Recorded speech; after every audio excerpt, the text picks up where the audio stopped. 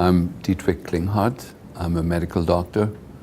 I received my training in West Germany, and as a young doctor already moved to the US because I loved the United States.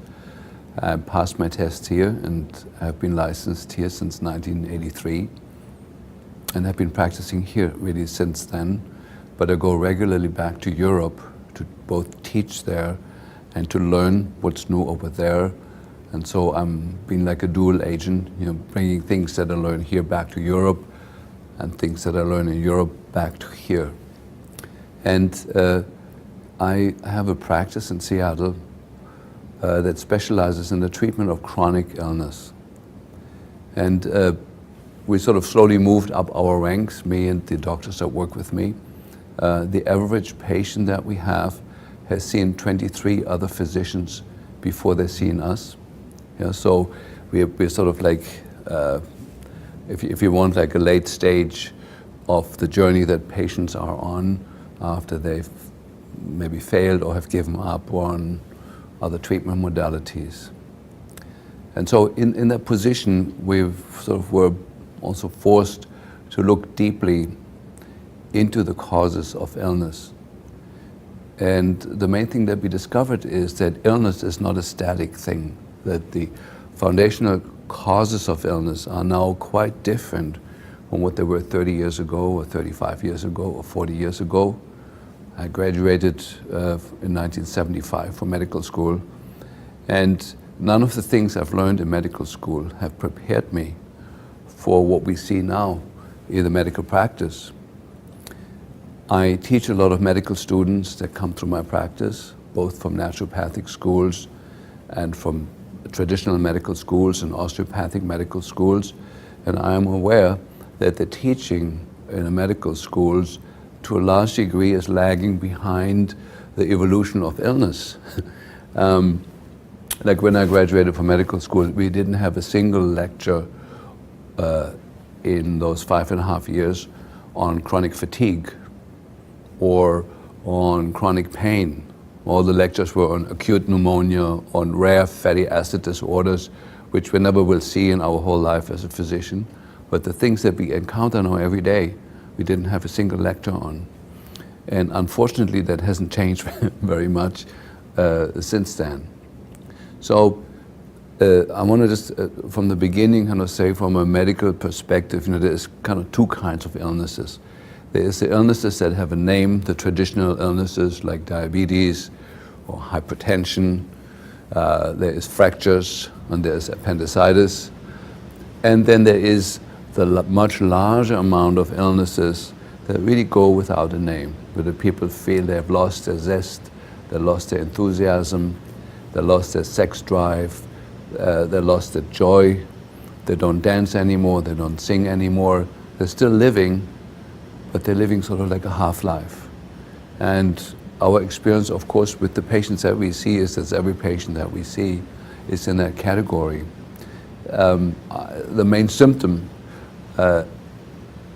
if I would put it in 2 words, is loss of zest. So it's not that people are suicidal, they just have lost the vibrancy of life, the color, the smells, the excitement, the sensuality of it. And we see that everywhere where we look, we see the same picture. I visit a lot of other colleagues and other practices, both here in the US, Canada, and in Europe, and see the same picture there. And so we, over the years, tried to distill down what is it really that has changed in illness and what is causing this strange state that we're in, that we're observing worldwide.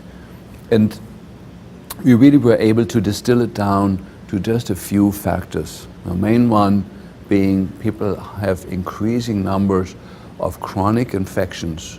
We don't see the acute pneumonia very often or the acute staph infection. Yeah, those exist. They usually end up in a hospital, and the hospitals are doing a good job with the acute stuff. But chronic infections are even denied by the medical community that they exist. Chronic Lyme disease, chronic mycoplasma infections, chronic Epstein-Barr infections. They're given sort of like a side, there's sort of like a sideline in the teaching and the medical community and are not giving their true place, because they seem to be active in almost everybody that we see. Chronic mold infection, chronic parasite infestation. Those things have been extremely rare when I graduated from medical school, and now it's our everyday discovery in our patients that are chronically ill that they have these things. And so when we look deeper, what is it that has changed in the last 15, 20 years that these chronic infections have become so prevalent? And what we discovered is very simple. It's the exposure to electromagnetic fields. The only thing that parallels the exponential increase in in chronic neurological illness, with the low-grade depression, the insomnia, the muscle aches and pains, and the fatigue, and the strange neurological symptoms with tingling, numbness, vibration in the body. That increases exponentially. The number of children to be diagnosed autistic doubles every 5 years now. There's no more an issue, well, are we overdiagnosing it? No, it doubles every 5 years. The only thing that parallels that increase is the increased exposure to man-made electromagnetic fields, largely in the high frequency range. There's some exceptions that have also increased, but largely it's the high frequency range from cell phone radiation, from the Tetra network that the police and other systems are using. The smart meters are the worst invention that we've followed in the last 2 years. There's absolutely devastating consequences that I will share with you. The only development that parallels the exponential increase that we observe in neurological disease is the exponential increase in exposure to man-made electromagnetic fields. So as a scientist, we don't have to look very far, but neurological disease, Parkinson's, MS, ALS, autism, learning disabilities in children, behavioral problem in children, that's all exploding exponentially. And the only thing that fits from an environmental perspective and from an epidemiological perspective is that this is the electromagnetic waves that are penetrating our body that are responsible for this. And fortunately enough, we have good science now. Over the past 80 years, more than 6,000 research studies have been published on the biological effects of electromagnetic radiation. The majority of these studies have shown biological damage being done.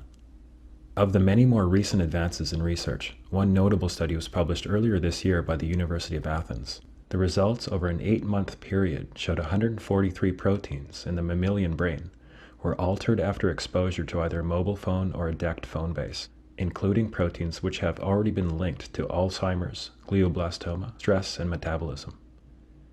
Lead author Adamantia Fragipoulou states, "This study is anticipated to throw light in the understanding of health effects like headaches, dizziness, sleep disorders, memory disorders, brain tumors, all of them related to the function of the altered brain proteins."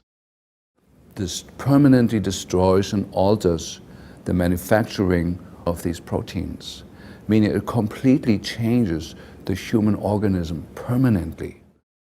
The DNA inside the cell is a booklet, an instruction booklet, how to make proteins.